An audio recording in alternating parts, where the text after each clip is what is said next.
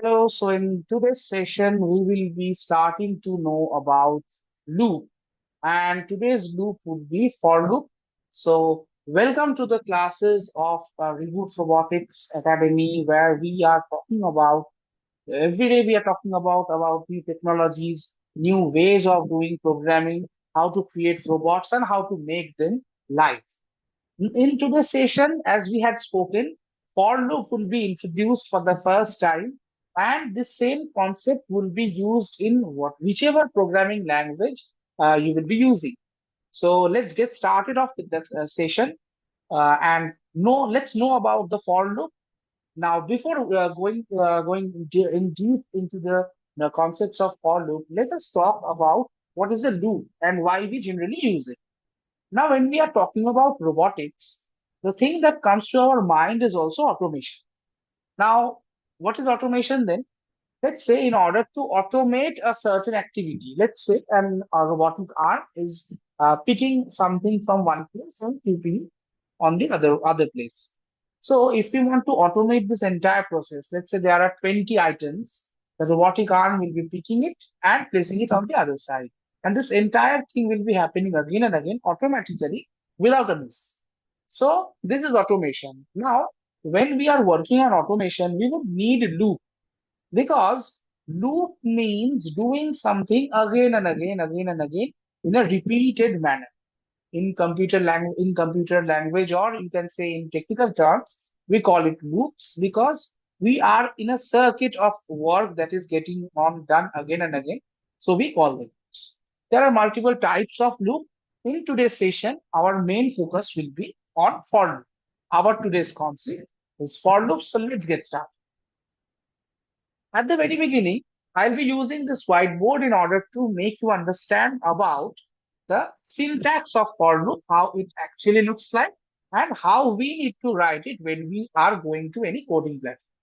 First, I'll be using this whiteboard to explain the syntax, the loop, how the for loop is written.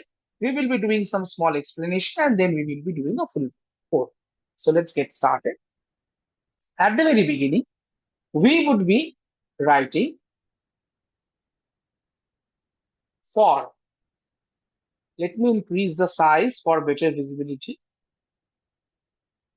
At the very beginning, for would be written where the portion where the for loop will be implemented in the code. We are explaining that first. So at the very beginning, for this coding command will be mentioned at the very beginning. For. Now, after for, there are multiple stages to be mentioned at the very beginning. We need a variable. Let's say generally we take I in every case. So I'm mentioning I. Any of the alphabets can be taken, or A1, A2, B1, B2, anything, any variable can be taken. We generally take I and J for loop. So we are just following the general norms. Over here, we would write I equal to 0 and we will put a semicolon. Let me put this entire syntax first and stage wise I'll be doing the proper explanation. I equal to 0, let's say I less than 10 and I'm writing I plus plus. In the next line, I'm starting a curly brace and I'm writing, let's say, print I. And I'm closing the curly brace. So now we can get started off with what we need to do. Let's say over here, we are mentioning this entire for loop over here. The syntax is ready. Syntax is nothing but just the way of writing, the rule of doing any sort of code. It's called syntax in professional terms. Now, at the very beginning, when the interpreter or the compiler on which you are doing the code, when the compiler would be reading this entire code, no, it would start understanding that you are mentioning a for loop inside the program. So what would happen at the very beginning when the compiler or interpreter, if that would be coming over here, first it would read this coding command that is for. It would understand that you are actually trying to implement a for loop in the code. Immediately, it would get inside this particular line of code where you have first thing that you have done, you have initialized the variable. So first, what we are doing? We are doing initialization. Initialization is done of the variable. Let's say we are initializing I with the value 0. That means presently value of I is 0. Presently value of I is 0 right now. Now after that, when the I is 0, after that this part is red. After that we are giving a semicolon. Why we are giving semicolon? We are giving semicolon in order to tell the computer, compiler you can say, that our instruction has ended over here. It has no continuation henceforth. So I is equal to 0. The next step is it goes over here. I less than 10. So the first checking is getting done. Now over here you tell me whether I is less than 10 or not. 0 is less than 10 or not. It's of course it's less than 10, right? So great. Our first logic has been properly justified. I is less than 10 because i's value is 0, so it's less than 10. So it's fine for us. After this, be very careful over here. The compiler would not get to this position. It would not check I plus plus. It would directly go inside the curly brace to execute whatever activity that is mentioned over. Okay. So what has happened till now?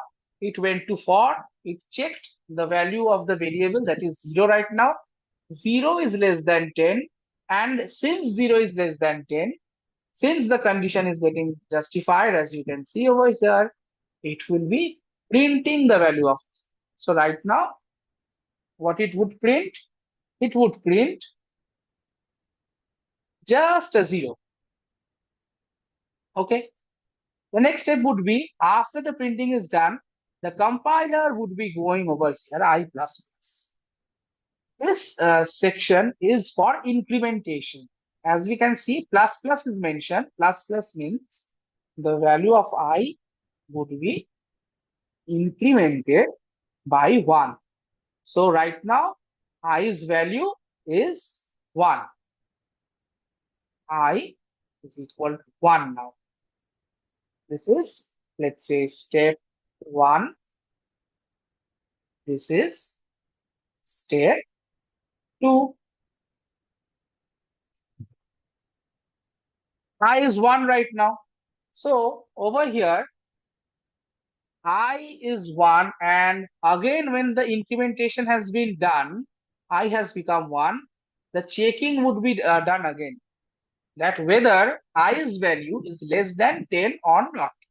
So 1 is less than 10. So our condition has been satisfied properly. So we will be printing the value of I again. So right now, what would get printed? 1 would be getting printed.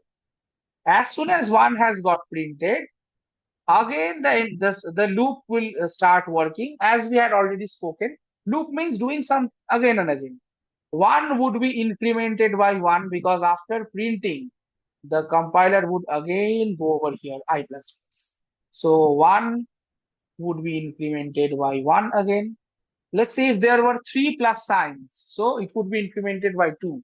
Since there are 2 plus signs, it will be incremented by 1. So right now, i's value is 2. Now 2 is less than 10. So our condition is getting satisfied again. So 2 will be printed.